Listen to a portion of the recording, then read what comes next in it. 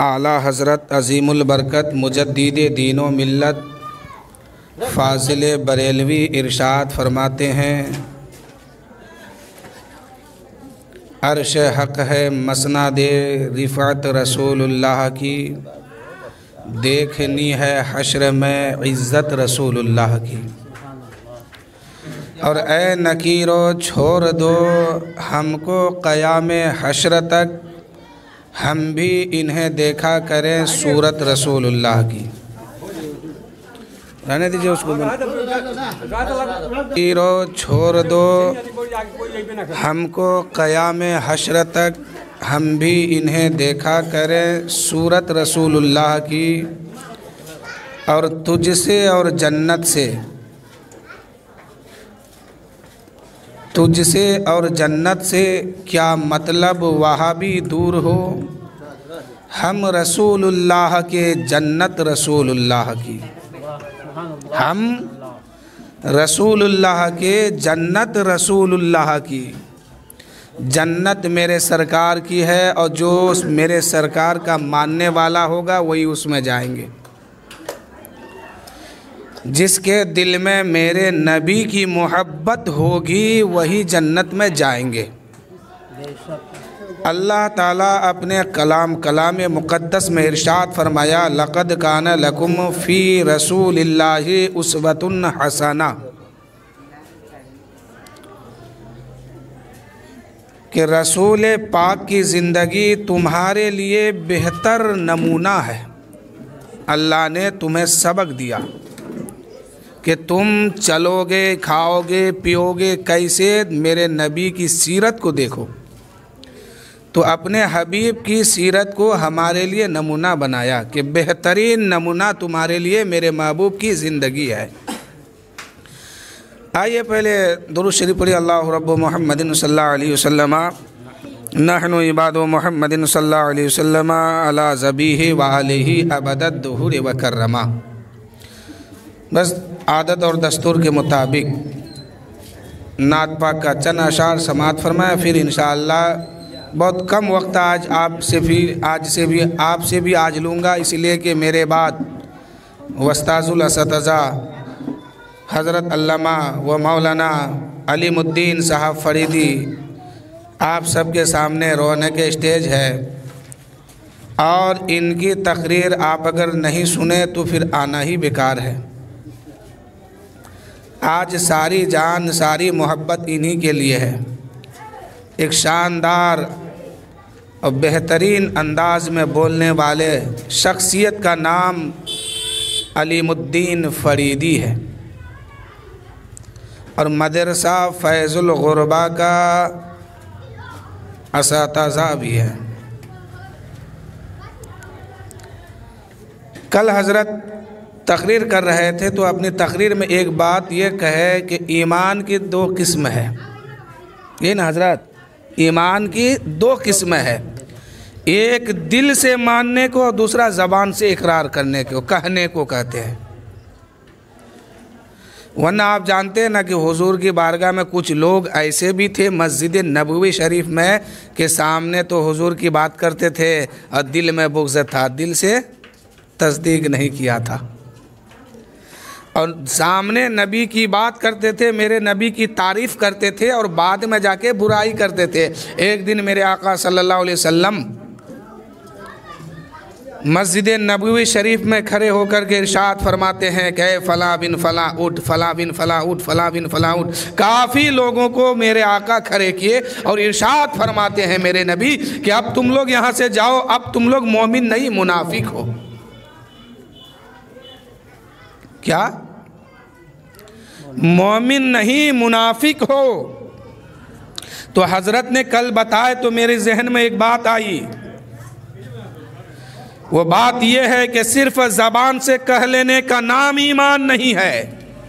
और हज़रत यही बात बताए थे दिल से तस्दीक करने को भी ईमान कहते हैं। वहाँ मस्जिद नबवी में जिसको मेरे नबी ने भगाया था वो सिर्फ ज़बान से कहा था, दिल से तस्दीक नहीं किया था, दिल से नहीं माना था, तो मेरे नबी ने उठा के मस्जिद से भगा दिया है। आज भी अगर कोई इंसान नबी को अपने ज़बान से सिर्फ नबी मानता है और नबी के साथ नबी के गुलामों के सामने सिर्फ नबी की तारीफ करता है और बाद में जाके अगर नबी की बुराई करता है कि नबी को ये नहीं मालूम है, नबी को पीठ के पीछे नहीं मालूम है, इस तरह की बात अगर कोई करता है तो समझ जाना कि वो वही मुनाफिक है। उन्हीं की नस्लों में से एक बच्चा यहाँ उठ के आया है, उन्हीं के खानदान में से कुछ घर यहाँ भी आ गया है, इसलिए ये भी कहता है कि नबी को ये नहीं मालूम है, नबी को वो नहीं मालूम है, नबी को पीठ के पीछे नहीं मालूम है। जबकि मेरा खुदा फरमाता है लक़द मन्नल्लाहु अलल मुमिनीना इज़ बअस फ़ीहिम रसूला,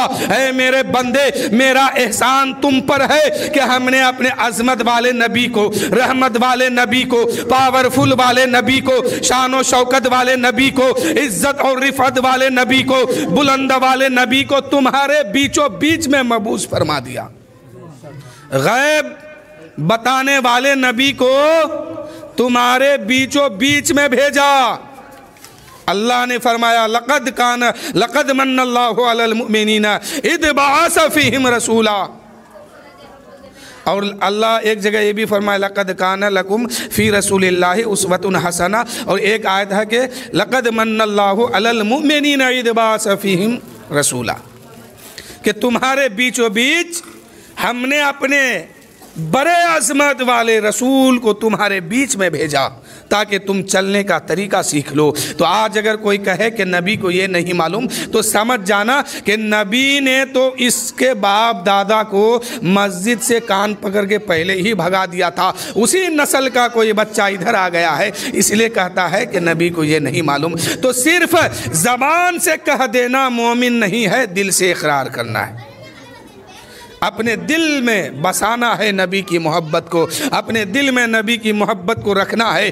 जब तक दिल में नबी की मोहब्बत नहीं समाएगी, दिल में नबी की मोहब्बत नहीं बसेगी, तब तक कोई ईमान वाला नहीं होगा।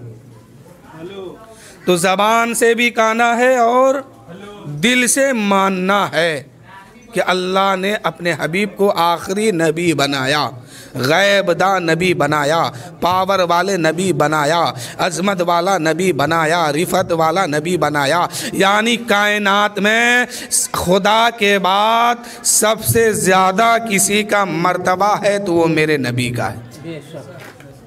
खुदा के बाद अगर किसी की अज़मत है तो वो मेरे मुस्तफ़ा जाने रहमत है, और मेरे मुस्तफ़ा जाने रहमत ही के बाद कोई शख्स है। तो शायर कहते हैं कि क्यों चांद में खोए हो, उलझे हो सितारों में, क्यों चांद में खोए हो, उलझे हो सितारों में, सरकार को मेरे ढूंढो कुरान के पारों में। ऐ मेरे दोस्तों, सरकार को ढूंढना है तो इधर उधर मत जाओ, कुरान उठाओ, खोलो, नबी की अज़मत, नबी की सीरत पढ़ो। अल्लाह ने फरमाया वमा अरसलनाका इल्ला रहमतल लिल आलमीन, ऐ महबूब हमने आपको तमाम आलमों के लिए रहमत बनाया। हुजूर की शान अगर देखना तो कुरान खोल के देखो। क्यों चांद में खोए हो, उलझे हो सितारों में, सरकार को मेरे ढूंढो कुरान के पारों में, सरकार को मेरे ढूंढो कुरान के पारों में। अगला शेर देखें हजरत, तवज्जो चाहूँगा। कि जिब्रील अमी बोले सिदरा के मकी बोले तुम सा ना हंसी देखा लाखों में हजारों में, तुम सा ना हंसी देखा लाखों में हजारों में, तुम सा ना हंसी देखा लाखों में हजारों में। समझ रहे हैं आप लोग?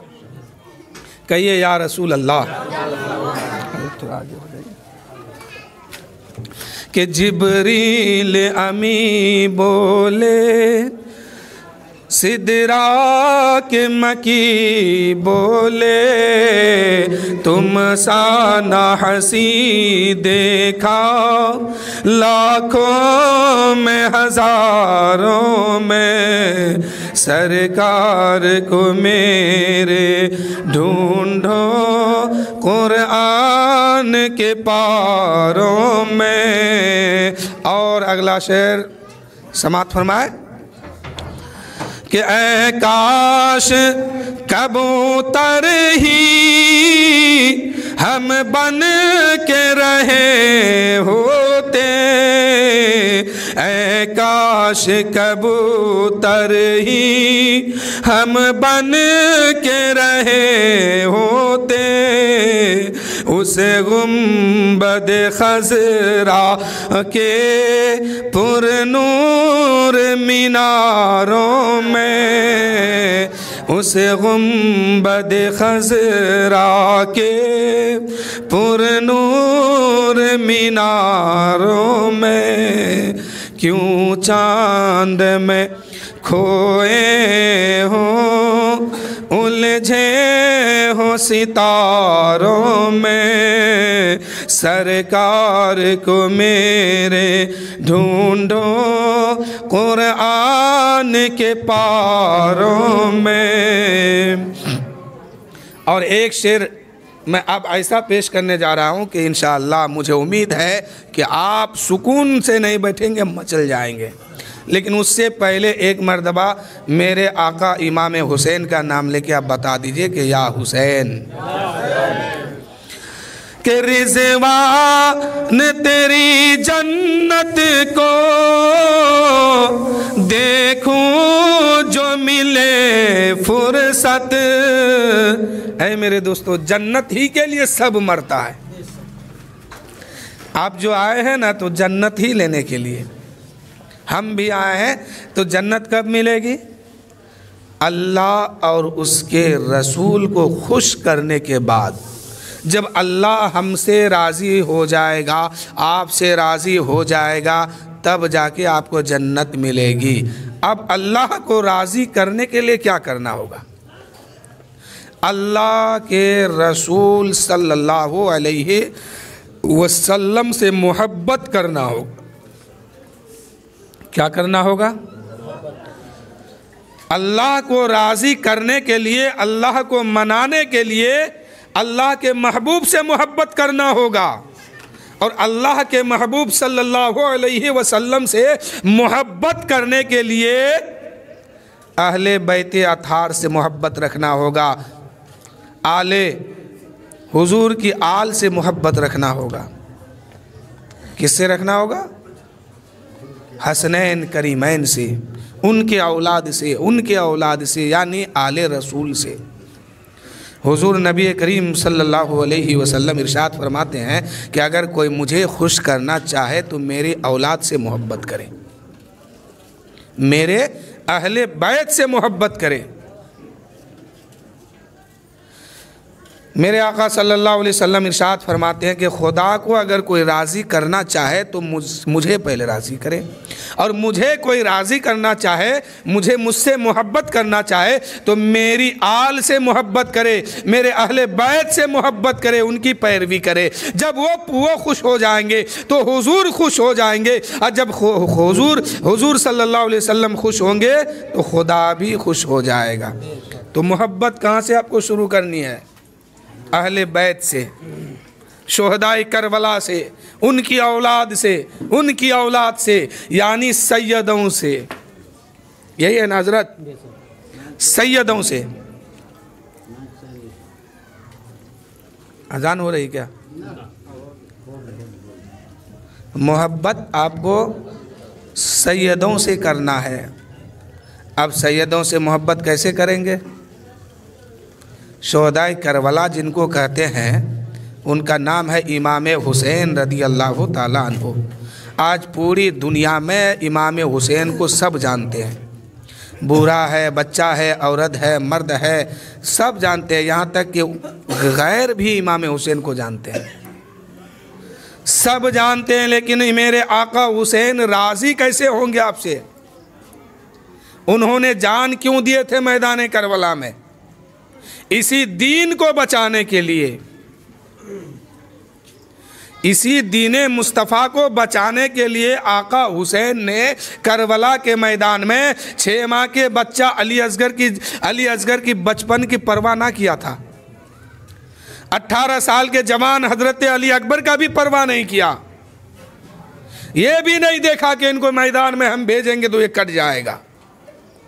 मेरे आका हुसैन के जहन में और आंखों के सामने सिर्फ नबी का दीन था कि किसी तरीके से हम बचा लें, और आका हुसैन ने बचा भी लिया।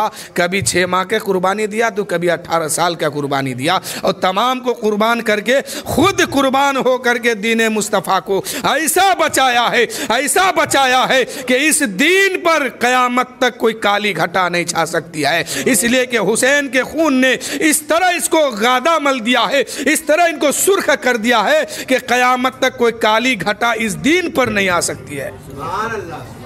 अब आका हुसैन को आप राज़ी कैसे करेंगे? फजर में नमाज छोड़ के, असर में नमाज नहीं पढ़ के। जब तक आप नमाज नहीं पढ़ेंगे ना तो अहले बैत आपसे राज़ी होंगे, ना अल्लाह के रसूल राज़ी होंगे, ना खुदा राज़ी होगा।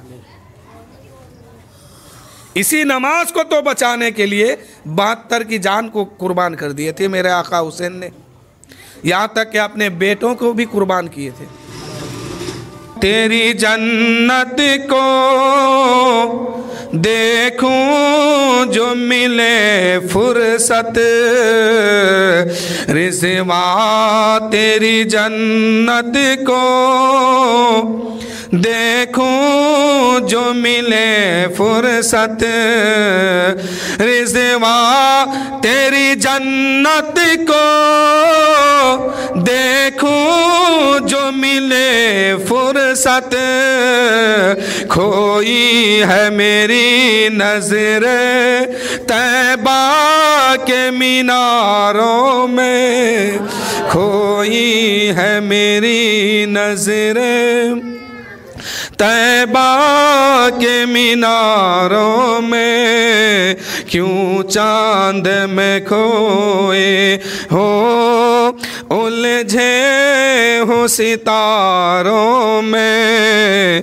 सरकार को मेरे ढूंढो कुरान के पारों में। और आखिरी शेर समाप्त फरमाए कि सरकार दो आलम के उल्फत में जो मरते हैं। कुछ लोग कहते हैं ना कि मज़ार पर क्यों जाते हैं, वो तो मर के ख़त्म हो गए, क्या देंगे तुमको। लेकिन मज़ार वाले कभी मरते नहीं और बाहर वाले कभी जीते नहीं है। बाहर वाले जब मरेगा तो ये सर जाएगा, लेकिन मज़ार वाला कभी मरते नहीं है। मज़ार वाले कभी ख़त्म नहीं, उस कब्र में सिर्फ दुनिया के कानून के हिसाब से गए हैं। मौत सबके लिए है, किसी को कुछ आन के लिए मौत है, किसी को कुछ दिन के लिए मौत है, किसी को ता क़यामत तक के लिए मौत है। तो कब्र में क्या है? अला इन्ना औलिया अल्लाह ला खौफुन अलैहिम वला हुम यहज़नून। अल्लाह के वलियों को ना कोई खौफ है ना कोई गम है इस दुनिया में। वो अल्लाह की मोहब्बत में, अल्लाह के रसूल की मोहब्बत में और अल्लाह के खौफ से इस दुनिया में इस तरह जीते थे, इस तरह जीते हैं कि वह मरने के बाद भी ज़िंदा है। शेर सुनिए, अभी समझ में आ जाएगी बात। कि सरकार दो आलम के उल्फत में जो मरते हैं, सरकार दो आलम के उल्फत में जो मरते हैं, अल्लाह के वो बंदे जिंदा है मज़ारों में, अल्लाह के वो बंदे जिंदा है मज़ारों में, सरकार दो आलम के उल्फत में जो मरते हैं, अल्लाह के वो बंदे जिंदा है मज़ारों में। क्यों चांद में खोए हो उलझे हो सितारों में, सरकार को मेरे ढूंढो कुरान के पारों में। अल्लाह ताला कुरान मुक़द्दस में इरशाद फरमाया कि लक़द काना लकुम फ़ी रसूलिल्लाहि उस्वतुन हसना, ऐ मेरे बंदो तुम्हारे लिए मेरे रसूल की ज़िंदगी बेहतरीन नमूना है। मेरे नबी की ज़िंदगी को देखो और अपनी ज़िंदगी को चलने का तरीका समझो। तो अल्लाह ताला जब आलम अरवाह को बनाया, उसके बाद रूहों को बनाया। जब तमाम रूहें पैदा हो गई, सबको बनाया एक बार में, तो वहाँ बनाने के बाद अल्लाह ताला ने एक जलसा किया। एक जलसा किया। आज कुछ लोग कहते हैं कि मिलाद कहाँ है, हम मुसलमान हैं मिलाद नहीं करते। क्यों तो सहाबा नहीं किए थे, ताबई नहीं किए थे, और कोई नहीं किए थे, खुद नबी नहीं किए थे, हम काहे करें? ये कोई जवाब हुआ? मिलाद कहते किसे हैं? रसूल की तारीफ को बयान करना मिलाद है। और अल्लाह ताला ने जब रूहों को बनाया, आलम अरवा में रखा, तो अल्लाह ने फरमाया, ऐ रूहों इकट्ठा हो जाओ, एक जगह जमा हो जाओ। सब क्या किया? सब क्या किया? एक जगह जमा हो गई। सबकी रूहें एक जगह जब जमा हो गई तो अल्लाह ताला ने फरमाया, अलस्तु बिरब्बिकुम। क्या फरमाया? अलस्तु बिरब्बिकुम, क्या मैं तुम्हारा रब नहीं हूं? ये अल्लाह ने फरमाया। किससे? तमाम बंदों से। आप भी थे वहाँ, हम भी थे वहाँ, हजरत भी थे वहाँ, आपके घर वाले भी थे, आपसे पहले जो आए वो लोग भी थे, उनसे पहले जो लोग आए, यानी हजरत आदम से लेकर के अब तक, और अब से लेकर क़यामत तक जितने इंसान पैदा होने वाले हैं और जो हो चुके हैं, जो चले गए हैं, तमाम की रूहें वहाँ मौजूद थी। और सबसे अल्लाह मुखातब फरमाता है, सबको जमा करके अल्लाह फरमाता है कि रूहो तमाम इकट्ठा हो जाओ, जमा हो जाओ। जब एक जगह तमाम रूहें जमा हो गई, अल्लाह ने फरमाया, अलस्तु बिरब्बिकुम, क्या मैं तुम्हारा रब नहीं हूँ? क्या मैं तुम्हारा रब नहीं हूँ? तमाम रूहों ने एक ज़बान होके कहने लगी, भला क्यों नहीं, तू ही मेरा खालिक है। क्यों नहीं? तू ही मेरा खालिक और मालिक है, तू ही मुझे पैदा किया, मुझे बनाया है।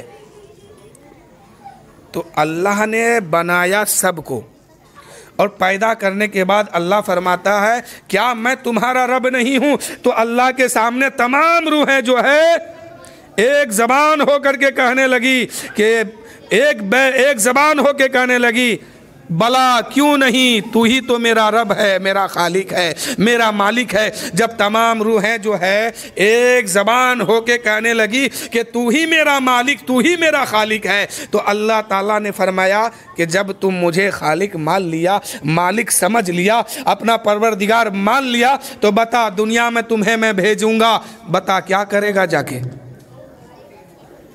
दुनिया में भेजूंगा।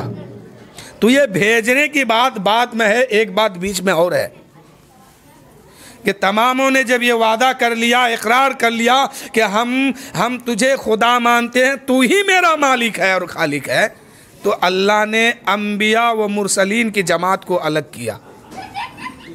उसके बाद जब अलग हो गई ये जमात,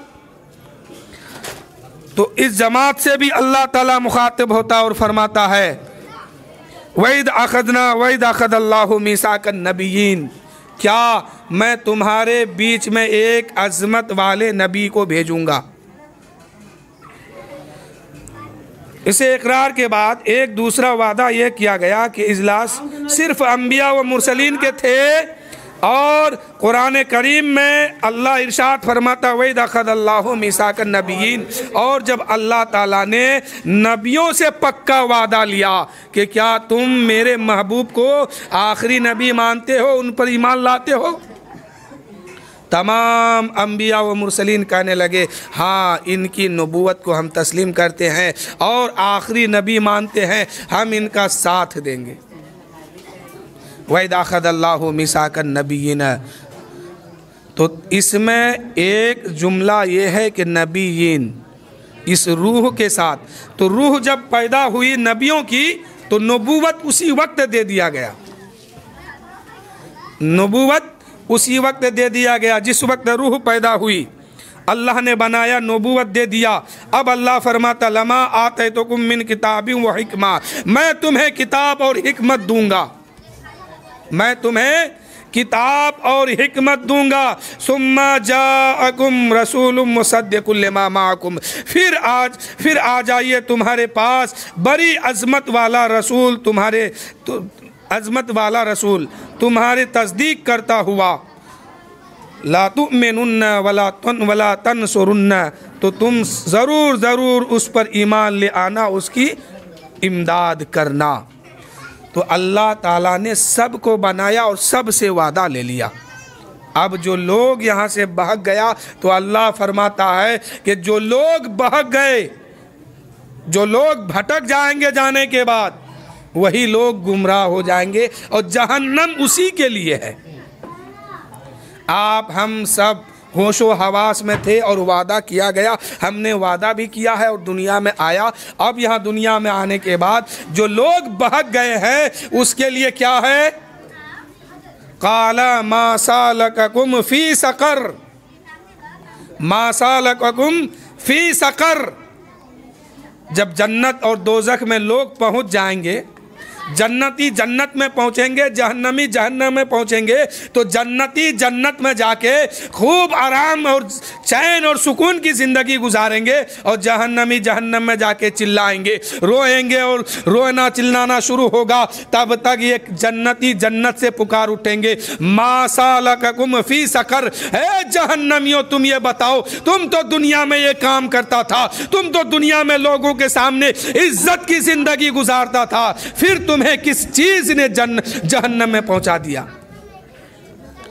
तो जहन्नमी कहेंगे मा सालककुम फी सकर, हमने अपनी जिंदगी में वक्त से नमाज अदा नहीं करता था, वक्त से हम नमाज नहीं पढ़ता था, यही वजह है कि हमारी इस गलती ने हमको जहन्नम में पहुंचा दिया है।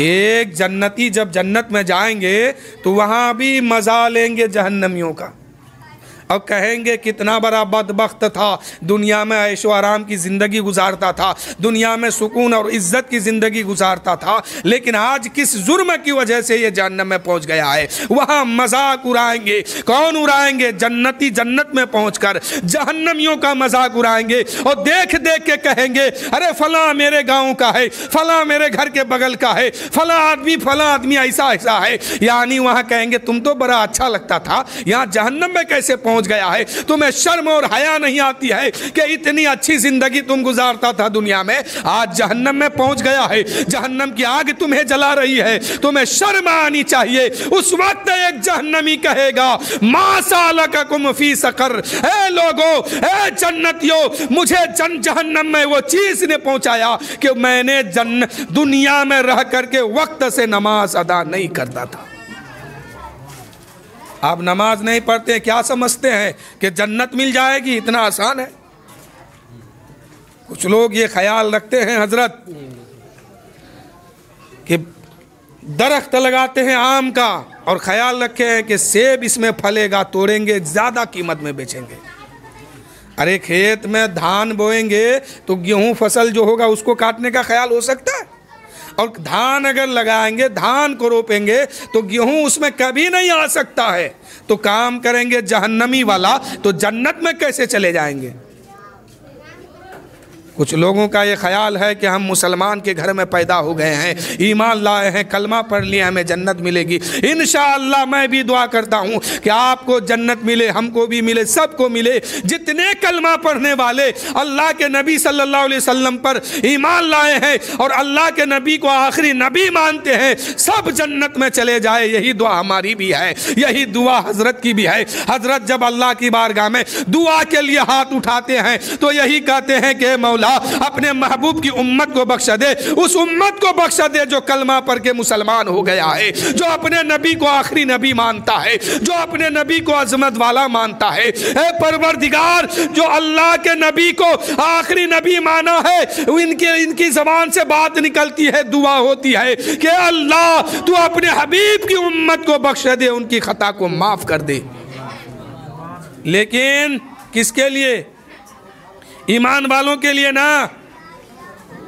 तो ईमान वालों के लिए हजरत भी दुआ करते, हम भी कहते हैं कि कुल मोमिनीन वल मोमिनात वल मुस्लिमीन वल मुस्लिमात, तमाम मोमिन बख्शा जाए। लेकिन अगर जन्नत में जाना है तो काम तो करना होगा ना, खाली दुआ से तो काम नहीं चलेगा। आज किसी के घर में हजरत एक माहौल जानते हैं इधर का, किसी के घर में कोई बीमार हो जाता है, किसी के घर में कोई परेशानी आती है, फ़ौरन मस्जिद में ख़बर आती है कि इनके हक़ में दुआ कीजिए, फ़लाँ नाम है, फ़लाँ घर है। लेकिन ये नहीं कहता कोई कि मेरा घर में बेटा है, बेटी है, नमाज नहीं पढ़ता है, नहीं पढ़ती है, उनके हक़ में दुआ कीजिए कि अल्लाह उनको हिदायत दे। जबकि मेरे नबी सल्लल्लाहु अलैहि वसल्लम इरशाद फरमाते हैं कि अगर इंसान को बीमारी होती है, तकलीफ होती है, तो उसके सर से उसका गुनाह झड़ जाता है। हजरत मौजूद है। अगर आपको कोई तकलीफ पहुंचती है, बीमारी है, सबसे ज़्यादा गुनाह कब झड़ता जानते हैं? बुखार आ जाए तो। बीमारी कोई बुरी चीज़ नहीं है, कहीं ना कहीं आपसे ख़ता हो रही है, इसलिए आप बीमार हो रहे हैं। और अल्लाह चाहता है कि ये बंदा मेरा रास्ते पे आ जाए, जन्नत में चले जाए, इसलिए बीमारी आती है, गुनाह झड़ता है। आप जब जब बीमार होते हैं, अगर ईमान मुकम्मल है तो आपका गुनाह माफ़ हो रहा है, ये याद रखिएगा। और जब बुखार लगे तो समझिए कि ज़्यादा गुनाह माफ़ हो रहा है। तो दुआ आप जहाँ मस्जिद के इमामों से, चाहे कोई भी इमाम हो, कहीं भी हो, अहले सुन्नत वल जमात में होना चाहिए। और दुआ मग़फ़िरत की उसी के लिए करना चाहिए जो ईमान वाले हों। अगर बग़ैर ईमान वालों के लिए करोगे तो कुफ्र में चले जाओगे, ईमान ही ख़त्म हो जाएगी। और अगर शादीशुदा है तो निकाह ही ख़त्म। तो दुआ करने से पहले भी सोचना है। और जो हजरात शादीशुदा है उसको तो एक एक कदम फूक फूक के चलना है, इसलिए कि कब निकाह टूटे कोई ख़बर नहीं। तो जहां आप दुआ करते हैं, करवाते हैं, अहले सुन्नत वल जमात में से किसी के पास भी, किसी की बारगाह में आप जाते हैं, जहां कहते हैं कि हजरत मेरा बेटा बीमार है, मेरी बेटी बीमार है, मेरी माँ बीमार है, मेरे बाप बीमार है, उनके हक में दुआ कर दीजिए, उनका नाम ये है, वहीं पर साथ साथ ये भी कहिए हजरत उनके हक में दुआ भी कीजिए और उनको हिदायत के लिए दुआ कर दीजिए कि अल्लाह ताला उनको हिदायत दे दे, ताकि वो जन्नत में जाने का सामान यही पे तैयार कर ले। कहाँ पे तैयार करना है? कब्र में जाके कोई तैयारी नहीं है। इम्तिहान देने जाएंगे और वहाँ पर जाके आप जहाँ आपको पर्चा लिख के देना है कि हम यहाँ इम्तिहान गाह में आ गए हैं, तो वहाँ आपको तैयारी करने का मौका देगा? अगर आप किताब खोलेंगे पुलिस आएगी, पकड़ेगी और जेल में ले आके डाल देगा, क्योंकि आप चीटिंग करते हुए पकड़े गए।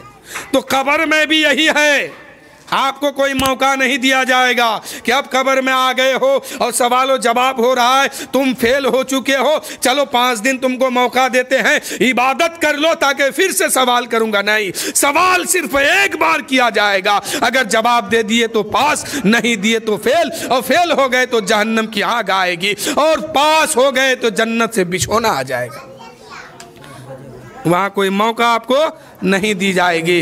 इसलिए मेरे दोस्तों, वो तैयारी आपको यही कर लेना है। तो मैं बता रहा था कि अल्लाह ताला तमाम रूहों को इकट्ठा बनाया और बनाने के बाद कहा कि ऐ लोग, ऐ रूहो, ये बताओ क्या मैं तुम्हारा रब नहीं हूँ? सब ने कहा कि हाँ, तू ही मेरा खालिक है, तू ही मेरा मालिक है। तब अल्लाह ताला ने अपने महबूब का जिक्र किया और कहा कि तुम्हारे बीचों बीच एक ऐसा नबी भेजूंगा तुम्हारे ईमान को बचाने के लिए और तुम्हें सीधे रास्ते पे लाने के लिए, उस पर ईमान ले आना। तो मेरे दोस्तों, मिलाद की सबूत तो कुरान में मौजूद है, पढ़ के देखेंगे, आपको अकल होगी, पढ़ेंगे, इल्म होगा, पढ़ेंगे, पढ़ के आप समझेंगे कि कुरान में मिलाद का सबूत कहाँ है। आप इधर उधर मत भटकिए, कुरान खोलिए, देखिए कि मिलाद का सबूत कहाँ है, मिलाद का तज़किरा कहाँ है। अल्लाह ताला अपने हबीब का तज़किरा किस शान से किया है? सबसे पहले अभी दुनिया में कोई नहीं आया था, तब अल्लाह ताला ने मिलाद किया था, और उस मिलाद में अल्लाह ताला खिताब फरमाया था और कहा था, ऐ मेरे बंदो, तुम दुनिया में जाओगे, मेरा एक महबूब होगा, उस महबूब पे ईमान ले आना, तुम बच जाओगे। तो मिलाद सबसे पहले अल्लाह ताला ने किया। तो मिलाद करना नहीं, मिलाद पढ़ना, ये खुदा की सुन्नत है। मिलाद सुनना ये सुन्नत इलाही है। और मिलाद करना, मिलाद पढ़ना, ये सुन्नत इलाही है, खुदा की सुन्नत है। और मिलाद सुनना अंबिया व रसूल की सुन्नत है। मिलाद करना, मिलाद पढ़ना, मिलाद आप पढ़ के सुना रहे हैं, खुदा की सुन्नत को अदा कर रहे हैं और अमल कर रहे हैं, सुन्नत इलाही पर अमल हो रही है। और मिलाद को आप सुन रहे हैं तो सुन्नत अंबिया पर अमल हो रही है। तो कुरान में मिलाद का भी सबूत है।